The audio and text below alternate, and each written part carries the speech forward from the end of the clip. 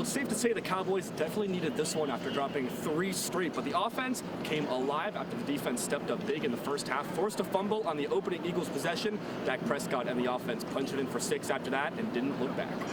Another note on Marquita Daniel. She had an ankle injury earlier in the game, went to the bench towards the end about the time that she normally would, took her shoe off, put some ice on. We asked her in the press conference how she's feeling. She said just a little bit of ice and some home remedies, and she'll be good to go, so no worries there for her. Well, it was not the ending the Bells had in mind. However, they don't have to wait long to find out who they take on in the NCAA regional round. The Wall Hawks are currently sitting at 4-0, which is no easy task considering their strength of schedule so far. To go 4-0, it could be you've put the better team on the field. That's been the case for the Hawks going back to the Week 1 win over the Mason Punchers. It may also mean you have the right team, a combination of guys who mesh and play for each other. The Hawks have the best of both worlds, the best team and the right team. They do a good job of staying, together as a team. They do. The Hawks will be on the road this week, taking their undefeated record to Big Spring to take on the Steers. Kickoff set for 7:30 at Memorial Stadium. A battle of the unbeatens is set for this weekend. 15th ranked Midwestern State come to town to take on an unbeaten and unranked Angelo State. The Mustangs lead the all-time series and come in unbeaten against the Rams in LeGrand Stadium. However, the Rams are positioned to change that. A 3-0 record of their own is on the line as they come off a dominant road win over Kingsville last Saturday. The Mustangs are coming off a tough battle, squeaking by a historically bad UT Permian Baseman team, just 14-8. Could that leave the door open for the Rams to pull off an upset? I know what they are. They're a great football team, and they have been for a long time. Coach Maskell does a great job getting his teams ready to go. That battle of the unbeaten slated for Saturday night, kickoff set for 6 p.m. at LeGrand Stadium. And Rams fans, KLST will be out at Ram Gym on Saturday, so come out, say hi, and maybe enjoy a burger. Angelo State volleyball continues their streak of the weekly honors in the LSC. Sophomore McKenna Hansen was named the Defensive Player of the Week after averaging 5.43 digs per set in 2 matches, both wins, by the way. She led the team in digs against Eastern, recording 15, and WT recording 23. And speaking of the volleyball team, you can see McKenna and the rest of the Bells in action tonight. They take on Lubbock Christian at 7 p.m. for Greek night out at the Janelle Center. If you can't make the match, we'll have highlights of that coming up tonight at 10. Believe it or not, Philadelphia fans aren't the most popular fan base in sports. When the Eagles are playing well, Philly is one of the hardest away stadiums to play in. When the team is struggling, it's one of the hardest home stadiums to play in. And the fans won't hold back, letting the players know when they want more. Wide receiver Nelson Aguilar has been on the butt end of the frustration this season, and one heroic Philly fan took an on-cam interview to express his frustration.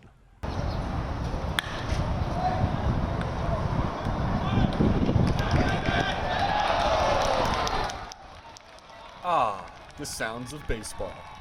Missing out on sports in general, really, and it's just good to have something going on here in America, and thankfully I'm a part of it. The Texas Collegiate League returns to play, a 10-team league made up of college baseball players from all NCAA divisions, including defending Division II Player of the Year, Angelo State's Josh Elvier. I had a call from my assistant saying he might have a spot here in Victoria, so I said, sign me up, I'm ready to play some baseball.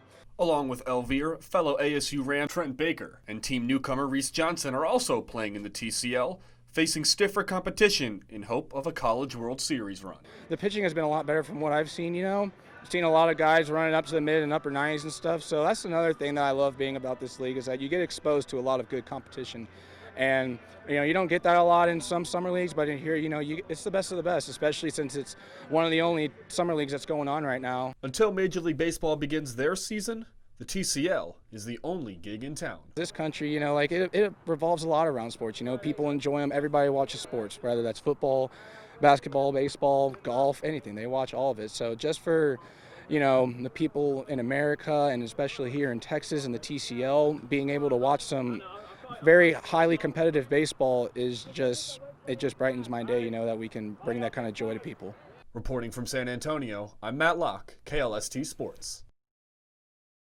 From Poolsville, Maryland, number 23, Colin Turner. For Colin Turner, the only thing above basketball is family, which made his decision to transfer to Angelo State tough news to break. I told my mom I tried to keep it a secret as long as I could because I didn't want her to try and talk me out of it. And I was just like, I told her maybe like 2-3 days before I was leaving. I thought he would have, talked about it with me, and, that's something we discussed.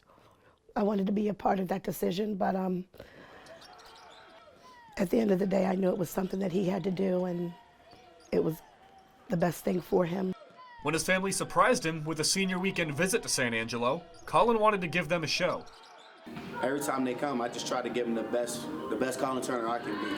They spent all this money, traveled all these miles just to come show their support and love, and I just wanted to leave everything I had on the court for them and just, show them they didn't come down here for no reason. Turner, a three up top. Got it!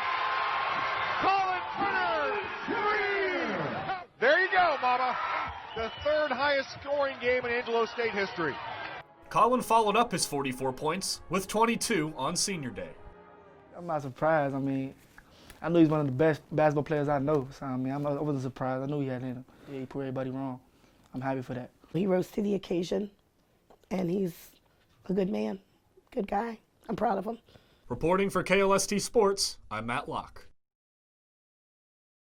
Last spring, Wall girls basketball coach Tate Lombard told his team that he would be resigning to fulfill his dream of coaching alongside his father Joe at Canyon High School. When he told us, we were all kind of shocked. We were like, he's been here for so long. I think it didn't hit a few of us for a few weeks because we still had him as our off-season coach. This summer is kind of when it hit because we were doing summer basketball with no coach. After a few days, I think I changed my mindset, and I was really excited actually to have a new coach because who knows, it could be a blessing in disguise and I could become a better player off of a different coaching style. Two-time 3A state champion Kevin Richardson was the man tasked with filling his shoes. It's one of those deals where you're not looking to leave, but when a great opportunity comes about that you have to explore it a little bit. And so, knowing Tate as well as I do, I knew this situation was going to come up at some point, and it just so happened it happened this year. We knew he had been successful, and so we were ready because we knew he was going to be a good coach and ready to step up and play and show him what we had. I think it showed a lot to us that he was willing to leave that program and come and believe in us, and he's just showed a lot of confidence in our team and has made us more confident as a whole.